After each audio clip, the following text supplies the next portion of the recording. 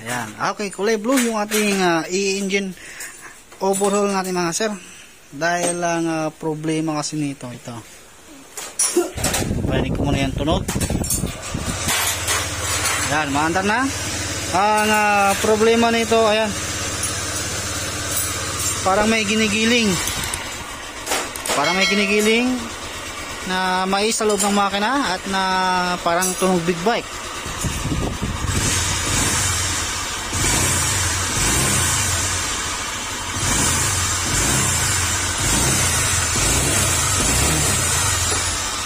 Okay, kapag ganyan yung problema ng motor ninyo mga sir, yung sigunyal bearing, mismong sigunyal bearing lang yung papalitan natin para mawala yung ingay. Kasi ang kilometer lang naman nito, i-on nga natin. Yan masulit.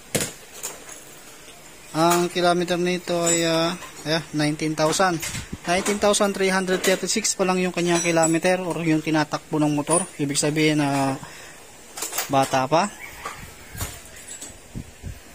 Nagkakaroon ng ganyang issue.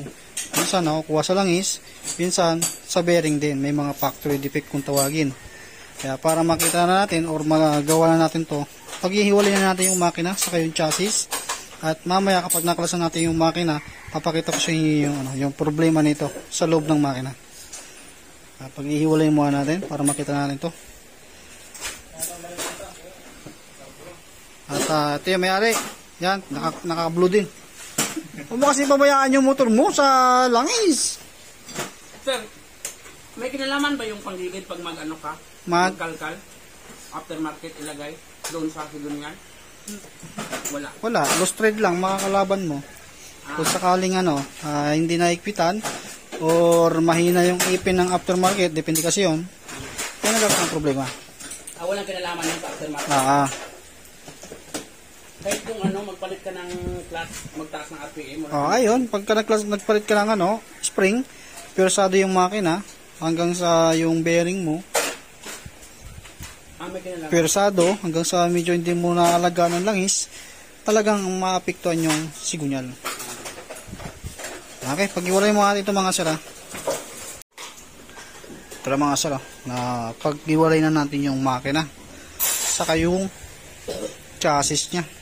Ayan, wawalwalin mo natin to hanggang dito. Basta pinaka-importante mga sir, sinasa-aggregate nyo na kaagad.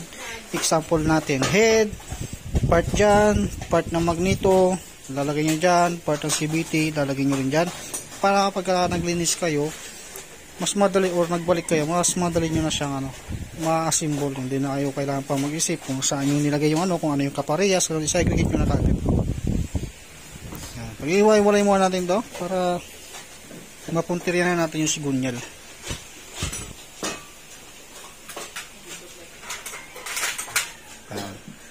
Ayan, patapos na rin yung isa. Yung ginagawa ni Kapulong na babamakina. At yung PCX ball race. At ayan, si ma'am, yung may-ari ng click. Ayan, shoutout sa iyo ma'am. At ito. Ayan, shoutout din sa iyo. Uy, mayroon tayo niyang bisita. Okay. Complete na yan. Basta huwag niyo mag-away-away.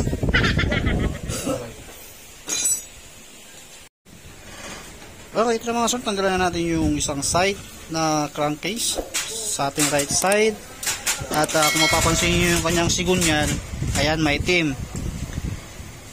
And sinyalis ng na medyo napabayaan natin yung motor natin sa langis. Kaya umiingay yung ating sigunyal, yung motor. Kaya nakasalalay talaga yung buhay ng ating makina sa langis. At kung sabihin nyo up to date naman kayo magpapalit, kung ang langis din naman na nilalagay nyo yung mga mumurahin, kasi may mga langis mga sir na mababa yung presyo nya, yung mga class A. Tapos yan na ilalagay nyo sa motor nyo, kapalit naman nun pag-ingay. O di kaya magandang klase, kaso nga lang bihira naman din kayo magpalit ng langis, ganyan pa rin yung kalalabasan. Kaya dapat maalaga pa rin tayo sa langis. Dito wala siyang problema talaga mga sir. Hindi siya kaklampag. Tunog ng big bike lang dahil itong mga bearing na to. Kaya papalitan natin yan. Ngayon, ito masikip pa. Ibabalik natin yung nut dito sa kabila, sa may parting panggilid natin. Dito. Saka natin siya pupupukin ng martilyo para lumalabas yan. Ayan, tanggalin natin. Ginamitan natin ng martilyo, pinupok natin para may labas natin dito kasi hindi natin kayang hugutin ng kamay lang yan. Ayan, magaspang yung ikot ng ng bearing. Kahit yung paghawak nyo ng ganito mga sir, mararamdaman nyo na yung gargar ng bearing. Walang problema sa connecting rod. Kumbaga ang titirahin natin dito yung papalitan natin itong bearing na to, saka yung sa kabila. Yan, ito yung papalitan natin, bearing, tapos camshaft ng bearing, buong camshaft. Yan, kaya para matanggal natin to, gagamitan natin ang puller para mailabas natin. Okay, ito mga sir, tatanggalin natin yung bearing side by side at ito yung gagamitin natin para matanggal natin at hindi na natin kailangan pumunta pa ng machine shop para magpatanggal. Kaya tatanggalin natin to gamit to. I-set up ko muna tong ating pantanggal na puller na bearing. Ito mga sir, set up ko na yung aking puller. Unang-una kong tatanggalin yung ating timing chain gear. Yan, o yan yung una natin tatanggalin. Tapos ito yung susunod natin. Gagamitin natin dyan yung malaki na. Yun. Pero ito muna tatanggalin natin kasi ito yung mahirap tanggalin. At tutulungan natin ang butane para hindi masira yung ating puller. Kumbaga paiinitan natin siya gamit ang butane.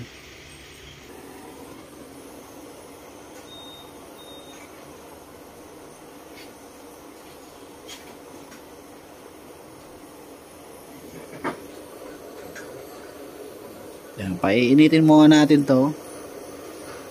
Saka natin tatanggalin gamit yung impact.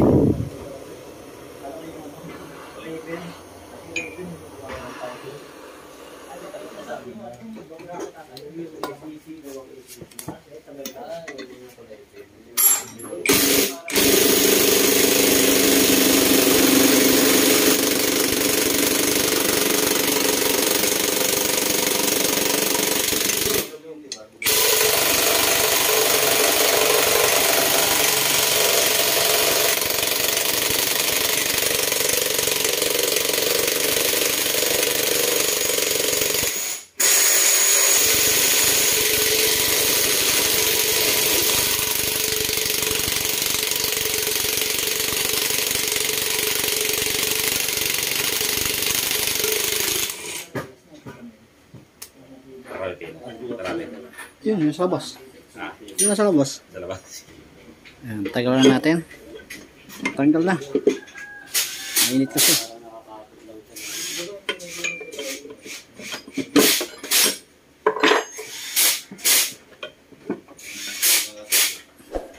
Ayan. Tapos natin yung bearing.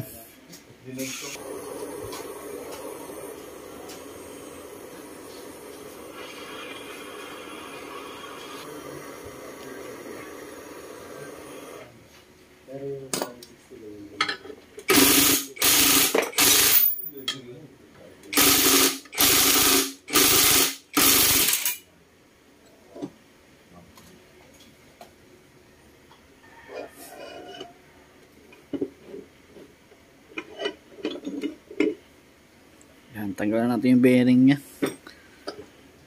Tapos may natin gagalawin, mainit.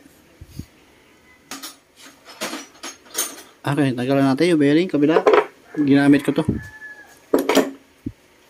Tapos ilalagay natin yung bagong bearing. Yan, ito yung ilalagay natin bearing. Tapos ito. Yan, sa bearing center ito nabili. Mas mura sa bearing center mga sir.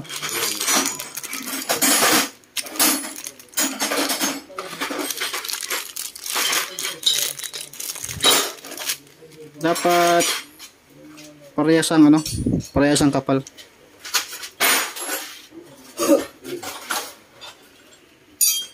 Sukatan natin ang caliper. natin para makita natin kung parehas. Mahirap na kasi pagka malapad itong bearing na nabili, hindi natin mailalapad yung crankcase. Yan. Parehas naman.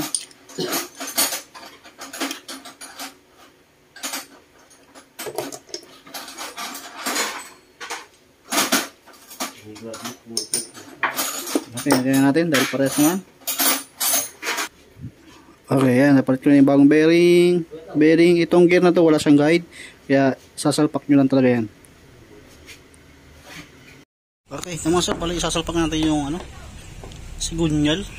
Dito gagamit tayo ng butane at langis, kasi kapag hindi natin ginamitan ng butane, ganito yung itsura nang hindi natin ginagamitan ng butane. Hindi natin may pasok, obligado kailangan pagpupukin dito. Ngayon gagawin natin yung butane mga sir. Gagamitan na natin yan, tapos lalagyan nyo ng langis. Yan, langis.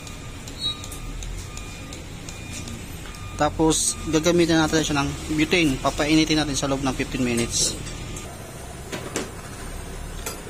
Yan, gagamitan natin ng butane sa loob ng 15 minutes. Painitin mo rin mabuti para may salpak natin ng ng mas maganda yung ating sigunyal. Okay, malapit na tayo maglubog.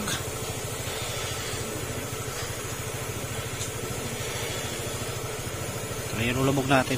Kaya ganyan yung itsura ng sigunyal niya mga sir, dahil naibaba na ito. Naibaba na to dati dahil nalagyan ng grinding compound yung loob ng makina. Tapos hindi nagpalit ng mga bearing, kaya ganoon na lang yung tunog ng motor. Salpak na natin. Okay, salpak na natin.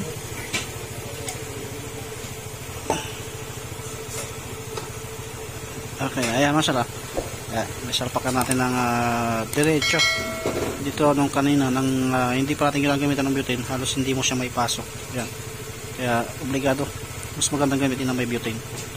Okay, pailit, palamigin mo nga rin, tapos lalagyan natin ng Vitagrey, saka natin ibabalik yung crankcase nya. Ito na mga sir, sasalpakan natin yung crankcase at nalagyan ko na siya ng Vitagrey, pati doon.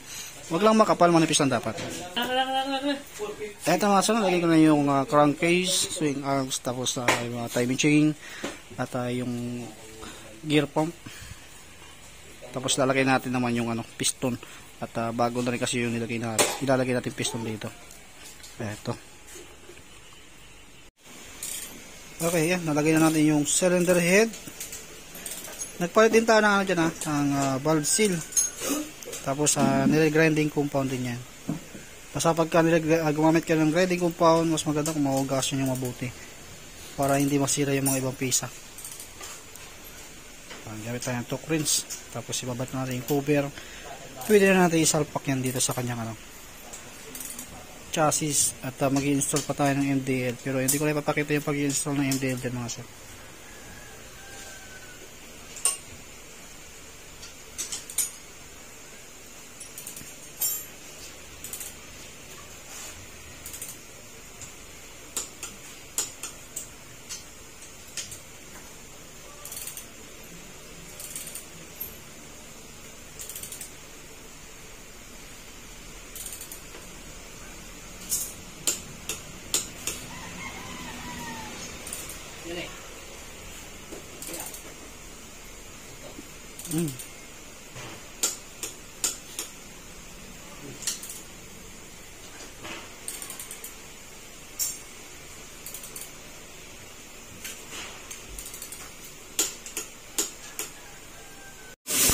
Okay, ito mga sir, nalagyan na natin yung for nabulo natin yung makina.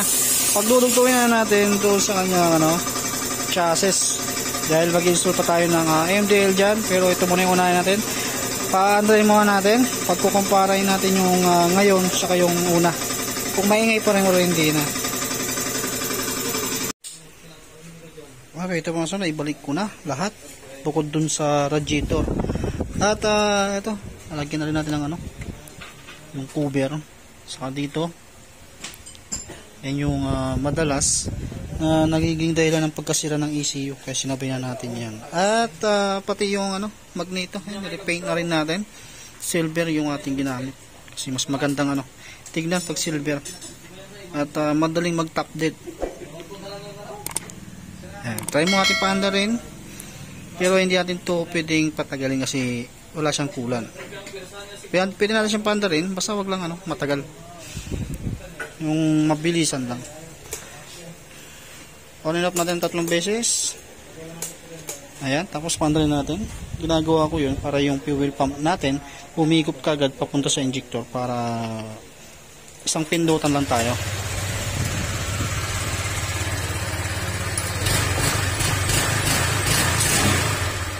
Okay, ayan, hindi na siya tunog big bike ngayon. Wala na.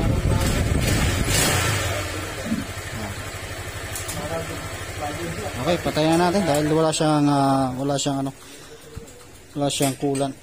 Kaya ilalagay ko muna yung ano ulit, yung radiator. Wala na yung ano, yung maingay.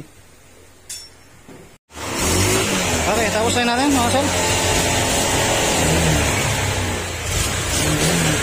Iko-cool. Sobra yan, sobra. Kasi gumamit tayo ng 500 tapos ano, kinulang yung 500. Ayan, timing na rin. Tapos nag-install tayo ng MDL. Medyo hindi nga lang pantay yung niya, kaya ayusin ko pa yan. Ayan.